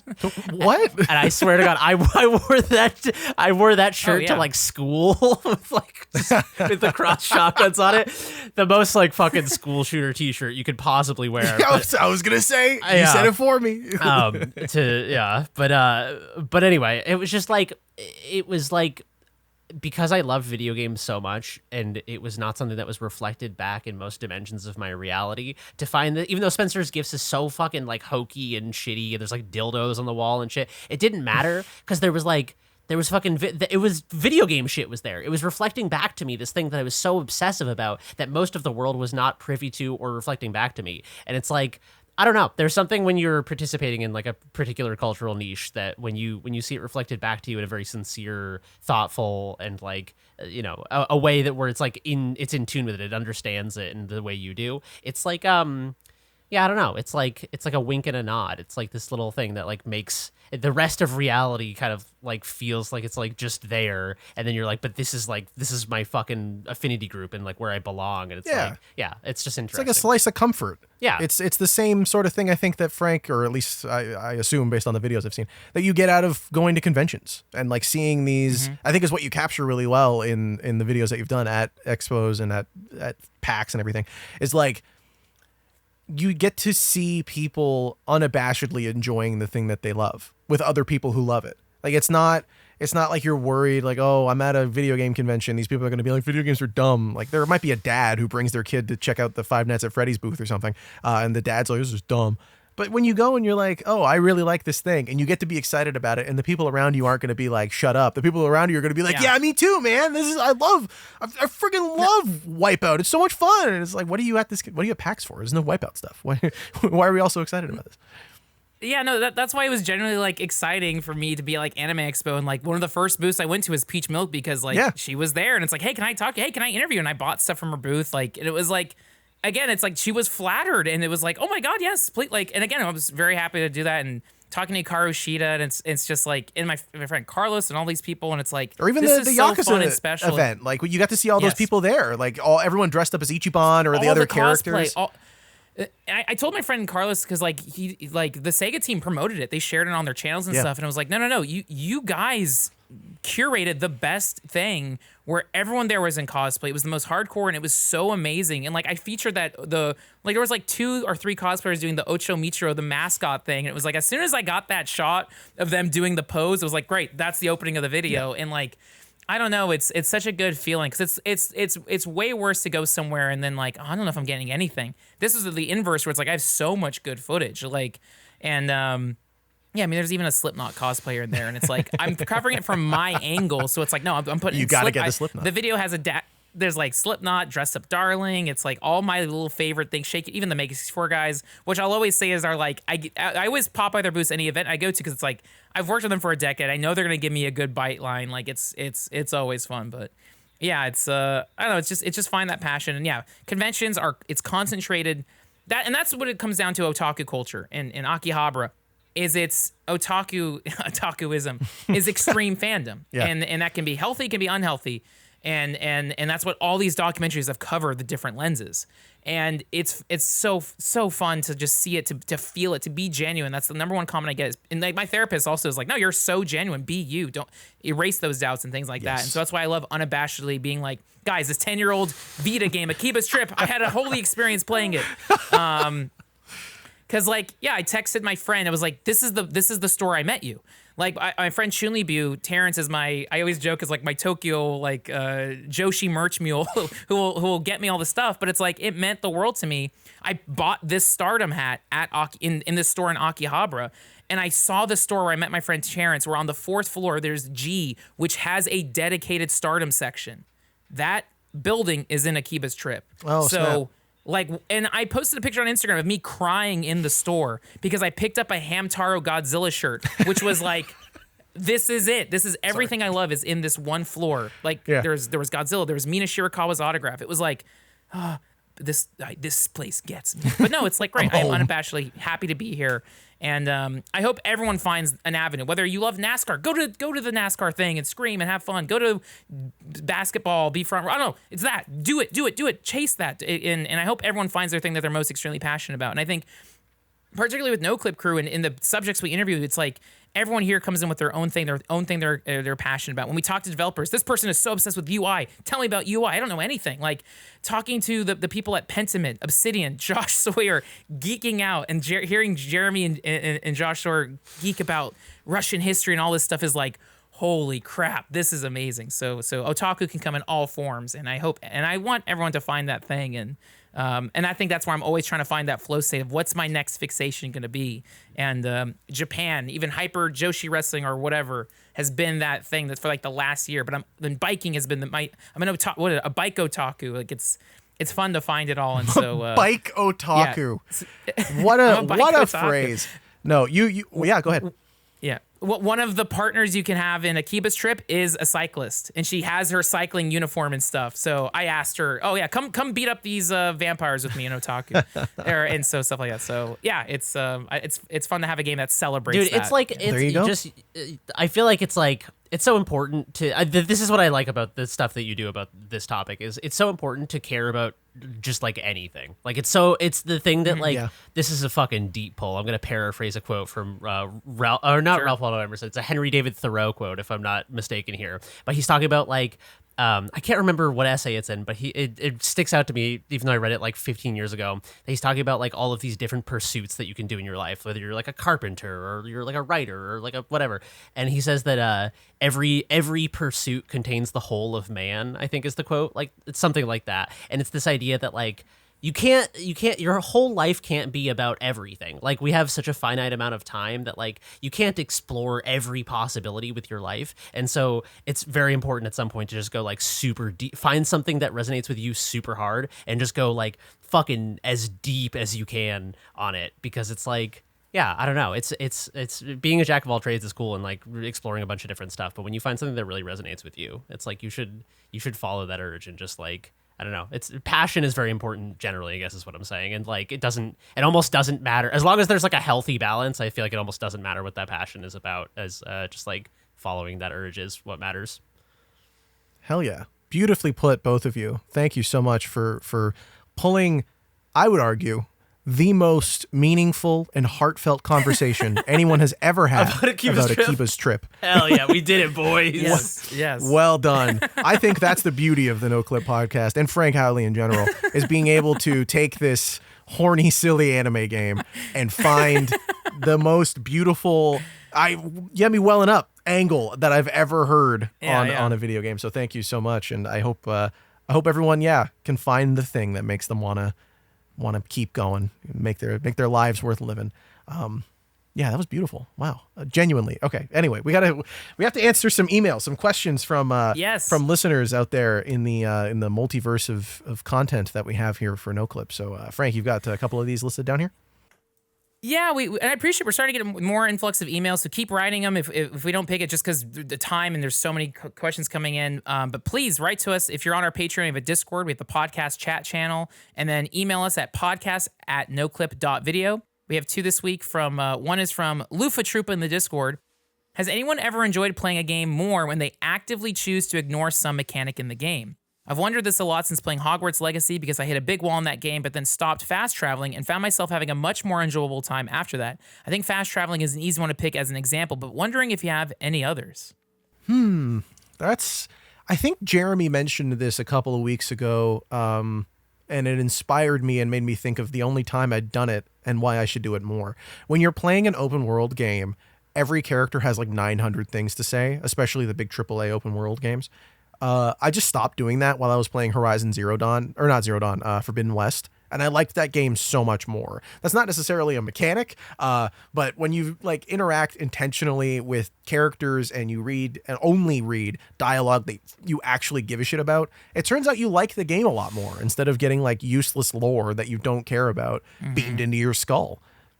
Yeah, the one that springs to mind for me is Firewatch. I played Firewatch without the I can't remember. It's been so long. It's without the tracker like the map on marker? the map. Like I think you can turn off the positional tracker on the map, and then you're just That's like, the only way to play that game. Yeah. I think that's not an unpopular way to play. And it enhanced it greatly for me because it's just like it forces you to be observant about your surroundings and immerse on a level that is a little bit deeper than I don't know. When you have like a mini map or a map with a positional tracker, you're almost playing the map rather than playing the world. Yeah. And when you remove that, the map is a reference, and then you have to connect the reference to your immersed experience of the actual 3D world. And it felt way better to me.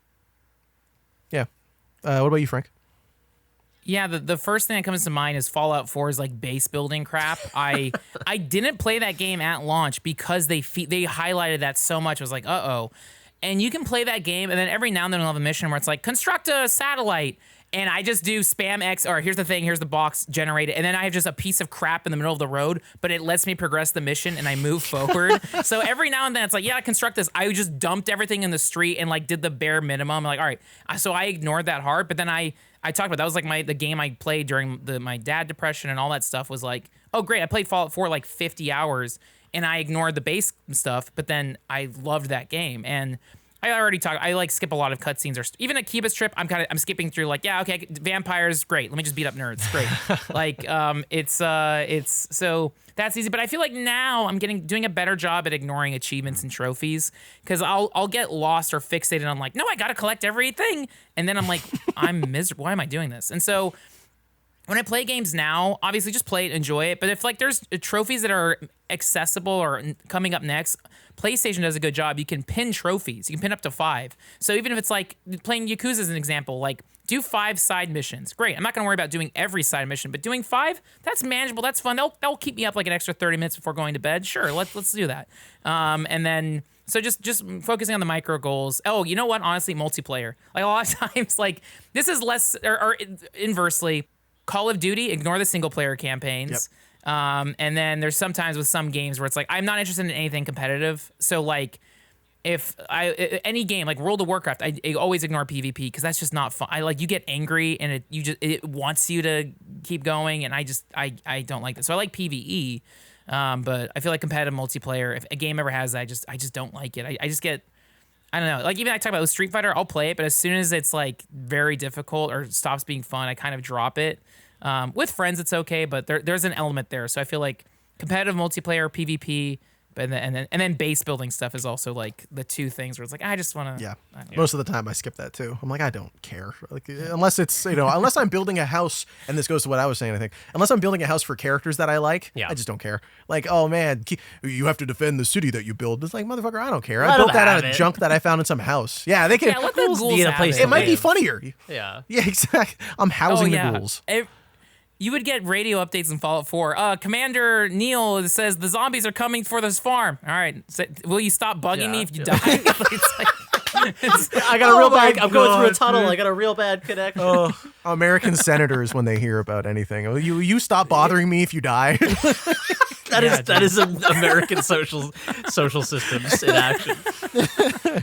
I think Jeremy, what you were saying, by the way, with I completely just moved on to Frank's. I wanted to comment. I think like the world when you, especially in Firewatch, but in a lot of games, when you can sort of like develop your own, and this is true for the real world as well. When you can develop your own language of like locations. Like markers that you can say, because I feel like when people ask for directions, me especially, where's Garth Street? I'm like, I don't know what the hell that is. They're like, I need to get to the Tim Hortons over here. I'm like, yeah, just past the giant tagger, go past the no frills, and then you're there. If you go over the tracks, you've gone too far. That sort of thing, right? I think Firewatch, when you play it without the map marker on the map, obviously it's intentionally designed to have things that you can say are markers. That's just a level design thing. Most games are good at that, but that game, even if you play like open world games, you develop that same sort of language with yourself of like, oh, okay, I know how to get here. It's you make a right at the fat burger or whatever the hell, and you make a left at the haircut place, and I'm home. I'm back on Grove Street, or home, or it was before I fucked everything up. Yeah, I really like that about video games. It's probably my favorite part of exploring them. There's one of the game prototypes I've been working on has a very small open world, and I was thinking about different mapping options for it, and one that I've been exploring is an in-game, like you have to hand draw the maps with an in-game system, and one of the things I've discovered is like that's amazing. I keep trying to think about it through the lens of not the person who made the map, because then like I know where everything is. So I keep trying to like just like play it while like listening to music and like a fucking let's play, just like sensory overwhelm myself and just like try to experience it without knowing where everything is. And it's like you said, I keep thinking like, okay, if there's like an important juncture here that's easily missed, there needs to be like a weird fucking like a statue of like a weird guy, so people would be like, what's that guy with like the weird like face? And then they're like, oh, okay, well I remember that place because it was weird. It was by the statue of the guy with the weird face, and it's next to Weird Face Guy. Yeah, it's like we were talking about with Flock and with like mycology. Is like you have to add like a layer of like a data-rich layer over the world. The world can't just be like trees and hills and rocks. There needs to be like an added layer of like cognitive salience or something. You know what I mean? Like you need to have like an experience. It needs to spark something in your brain so you remember it. So it can't just be like, oh, that was one of the green hills, but it was slightly different than other green hills. Yeah, that's where I found the beard upgrade for my character. Yeah. That's how I remember this location. Yeah. It had the chest on the top of the hill. You remember? Yeah, you know me.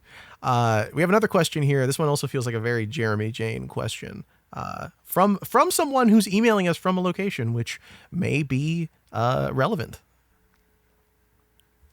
This is from Andreas Turk. What JRPGs would you recommend to someone who's been playing Western RPGs for over 2 decades? I've tried a few Final Fantasy games over the years, including Final Fantasy 15, but none of them left a strong first impression, and I dropped them after a few hours.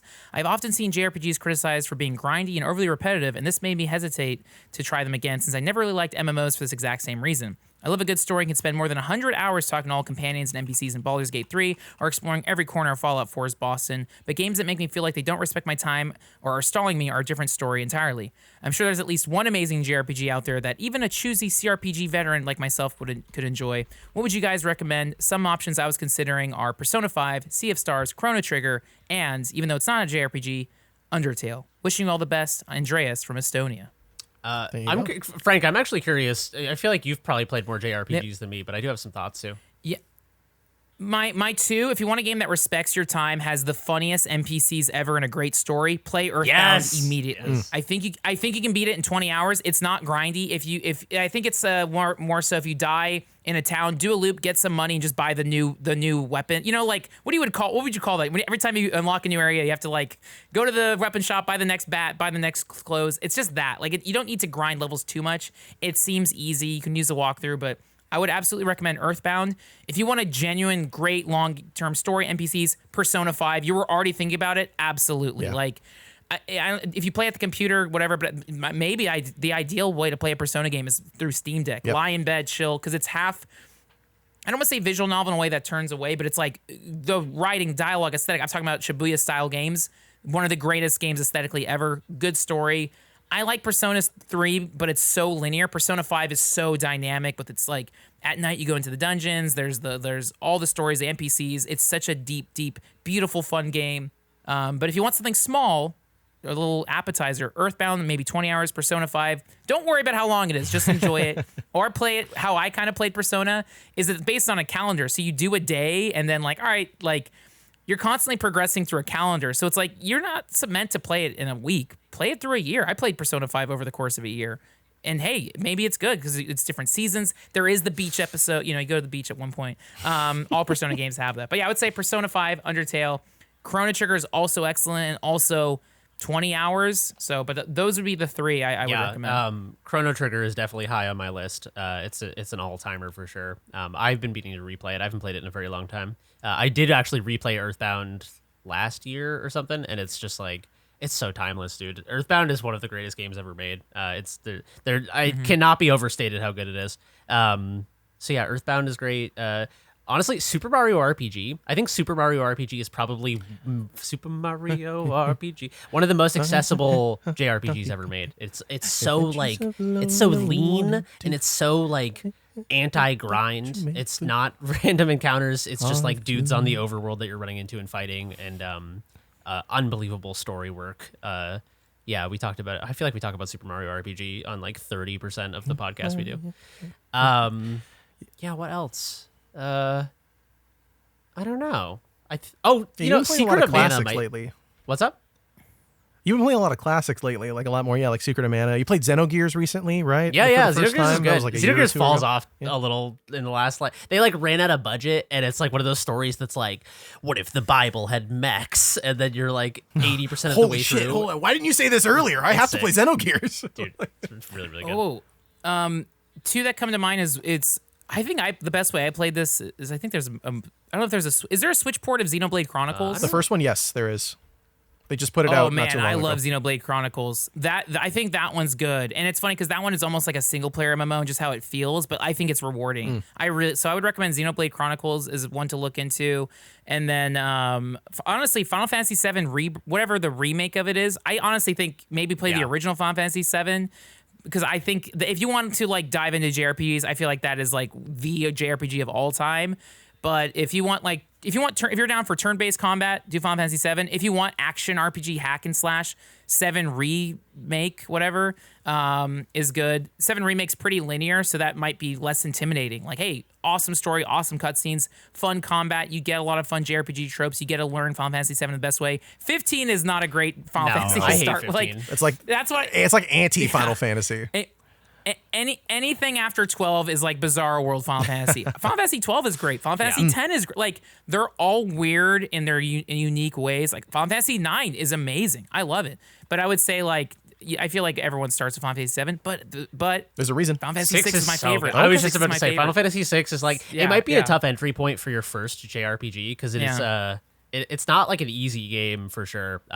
if you do play it Yeah. and you play on an emulator, do some like progressive save stating, because I have had one run of Final Fantasy VI get soft locked because I was under leveled. I was rushing through stuff. Damn. There is I remember doing this with an emulator. There's an area late in the game where you can grind like dinosaurs and get like triple XP. So I played that holding tab and doing 2 times X, and I spent like maybe 2 hours, and then I was 10 levels higher, and then I went after Kefka. But that's like late game. There is an opera scene in Final Fantasy VI. That's one of the, I would say, the greatest like 16-bit, the greatest cutscene pre like PS2 era. I don't know. I think it's the opera scene in Final Fantasy VI is beautiful. Wow. But it's a lot we just recommended you. But build the list, have fun, have a long life playing these JRPGs. But start small with Earthbound or go big with Persona 5 would be my 2. But again, it's a fun thing.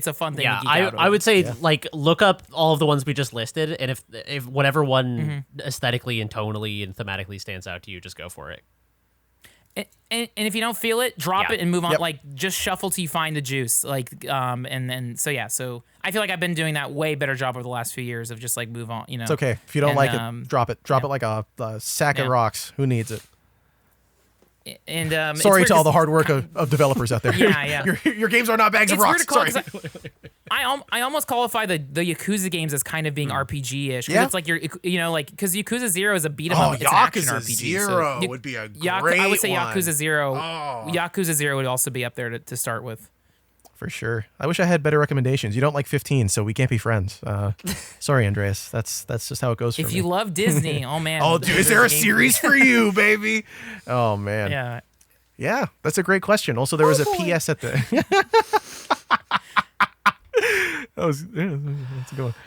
There's also a PS at the end of the email that I don't think we read out. PS, I was intrigued by Jeremy's confession that he almost never plays DLCs. A few months ago, I decided to join in on this experiment, and so far, the experience has been liberating. I don't know if that's you saying you're not playing any more DLC and not engaging with that, I think or they if you are checking them out now. from but- DLC. I Yeah. can't tell either. But Yeah, good. Listen, I have. After completing the Elden Ring DLC, I loved so much of it, and I fucking hated the last boss so much. I was gonna say your tweet about it was definitely eye opening. I thought it was hot dog shit. But I really liked the rest of it, so I feel very conflicted because I had an overall good time with it. But yeah, I don't know.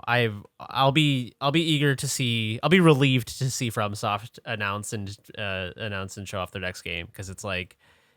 There is the last boss of the Shadows of the Erdtree indicated to me a direction that I hope FromSoft does not go with their games, and I won't go too deep into it, because if people want to play the DLC for themselves, you can be surprised by how fucking terrible the last boss is for yourself. Bad they are at making video games. It's not even that. There's like a good boss fight underneath a layer of particle effects and hair. I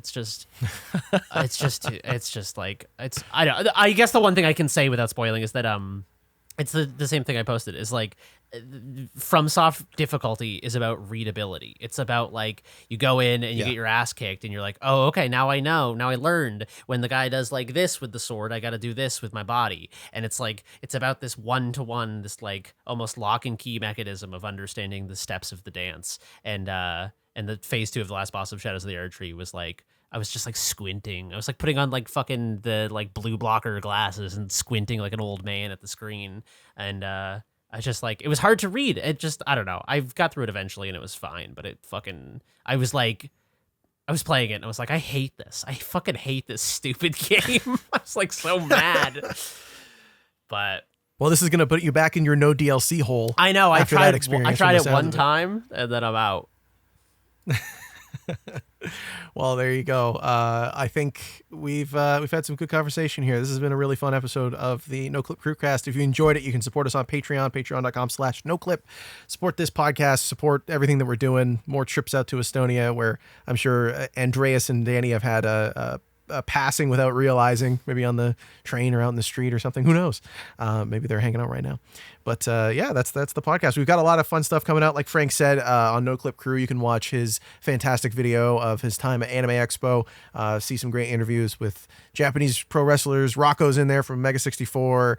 It's actually really cool to see him do the Ichiban perform. What did he do? Oh, Dami yeah. Dane, right? From Yakuza. Baki Tai is Mitai. what the song's called. Sorry, yeah. Yeah, Dami yeah. Dane is nothing. Yeah. Sorry. Yeah, that was cool to see for sure. And there's other stuff that we're working on behind the scenes, documentary wise. Danny's sort of like the funnel of content, and he just needs to be back here to get everything done. I feel like a lot of stuff is like 85-90% finished. Dear Dwyery also, we've got a couple in the back that are basically done. I just need his final VO stuff. While he's busy on the road, it's hard to get all that finished. So I think I said this last week too. We've got like a ton of stuff that's just ready to come out very soon, and just sort of sitting there on the edge of completion. There's like a real, like, we're building up kind of the reservoir of docs to unleash, and a lot of them are very far along. Like the one Reservoir Docs. Reservoir Docs. Yeah, there you go. Nice. Like the Dredge one, Danny and I just literally need to go film a couple things for it, and it's done. Otherwise, the one I've been working on, same thing. It's almost done. I just need Danny to come back with the camera and film some stuff with me. So a lot of Door stuff. Fortress. I feel like that's almost finished. Yeah. I think Danny Lots of keeps stuff. wanting to add more to it because it's like this grandiose project, which It's important. is fitting for such a cool project. So we've got a ton of stuff about to unleash on you. So get hype. Yeah, for sure. Appreciate everyone's support, and especially as we have this kind of period of time where we're building up the next catalog of content after all this stuff comes out. So it's awesome that we have your support and your appreciation and your time. Thank you for hanging out with us while we talk about Flock and Akiba's trip and Anodyne 2 and weird Japanese video game stuff. I think we talked about a lot of non-video game stuff too on this episode, which is great. I always love when we get to not do that. Not to say that I love talking about video games, but I like when we talk about life and experiences. And what we go it's through. nice to embed it in like a larger context. I feel like video games are best as like an accompaniment to a life that includes a lot of non-video game things. You know, go out all day. Yeah, like you were saying. Yeah, you come back to video games, and it's like you're more excited and charged as opposed to just it being the only thing. You know. Yeah, when it makes you want to go do something and experience something or research something, that's where I think video games excel. For me anyway, the ones that I tend to like the most are the ones that make me go, holy shit, life is worth living and I want to go do more of it, as opposed to like, what's next on the list? I got to clear my backlog.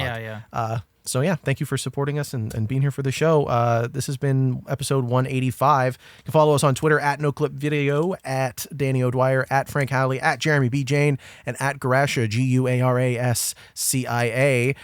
Cassie has to spell that now. My wife has to spell that now when she says her last name, although it's not official, but I appreciate her taking it. Because my full last name's not just Garascia, it's Garascia de Urania. It's like a second part of it. It's my dad's half of the name. Oh, wow. Now, I don't not use it because I don't like them. I don't use it because it's hard getting all that out there. It's a lot of extra letters to spell on lists and stuff. So I just got used to using my mom's half of the name.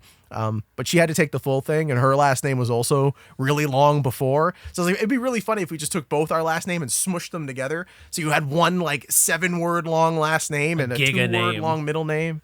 Yeah, just the kind of name that you sound like an Alexandre Dumas character. Like you just I am the Count of Monte Cristo de Fiori, like your Assassin's Creed character or something. Anyway, that's the pod. What are you guys doing this week, Frank? What's your plans? You were saying you're going to what was it? The Akiba Maid Wars pop-up this weekend? Yeah, Akiba Maid War Maid Cafe in Little Tokyo.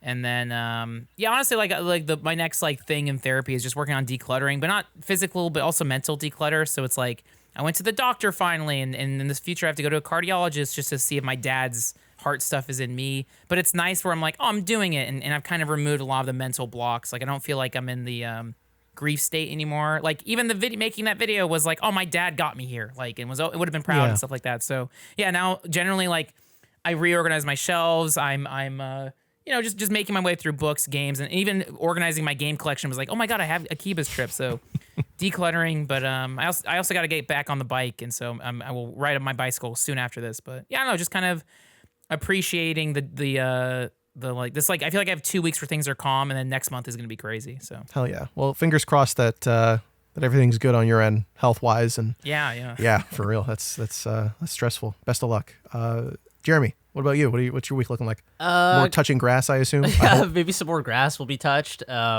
Checking out vans. Maybe to looking into vans. Yeah, maybe canceling my lease and throwing my entire life. You seem like a school bus guy. You seem like you would That's a get a bit school much bus for and me. like empty it out. I like a small vehicle. My old RV. I would That's just fair. live in my old RV if it didn't get fucking stolen and burned by crackheads. In Oh Oakland. yeah, right. Yeah, some filming, some editing. Gonna try to get some game dev days in too. I kind of like Hell yeah. was catching up on work a lot recently, so yeah, make some video games, play some video games, do some documentaries about video games, and go outside. That's the life. What more could someone want? Really? Let's be honest. I'm gonna go see Longlegs on Friday. Oh, hell yeah. Finally. Yes. Yeah, it has to be the second coming of horror. It has to be. Everyone has said that it is. I hate that shit. Whatever. People are excited for a movie, and like you're gonna go watch it and be like, I don't like it because too many people were excited about it. Settle down. I always see the movie like the Thursday it opens. That way I go in pretty clear. But yeah, enjoy it. I liked it. It's cool. Nice. It's cool. Yeah, I have like no expectations, despite everyone's excitement. I'm like, I just want to go see it. It sounds cool. It's Nicolas Cage is in it, right? See, I don't even know who's in it. I don't I even don't care. know either. Yeah. Yeah, we watched Kinds of Kindness over the weekend when we went on our little post-marriage, not quite the honeymoon thing. That was I liked it. I thought it was good. I don't know. You saw that with your mom, right, Frank? Yeah. No, I'll see every one of his movies just because it's all of his stuff is so weird and like. I mean, Poor Things was like, I was so incredible that this one felt like, all right, let's just make some weird short movies. So that was fun. And again, Jesse Plemons is his name. Yeah. What a star. I love that guy. He is so funny. Yeah, he's great. So, sorry, you did see that with your mom, Kinds of Kindness? Yeah. How the fuck did that go? Yeah. There are some scenes in that where I'm like, man, I saw that with my wife. I love saying that. With my wife, and I was my mom like, watches my mom watches like Russian TV all day. Nothing is weirder than like Russian broadcast television. Okay, so fair. for my mom, was like, it was good. I liked it. I wasn't paying attention during the one scene where there was a sex tape or something. I don't know. I looked away. Yeah. That might have been outside my mom's frame of any reference, but it was like, next. They're having fun. All right, that's episode 185. What a thing to end on. Thank you so much for being here. We'll see you next week. Danny may or may not be back. Regardless, we'll be here. We'll see you then. Goodbye. Bye.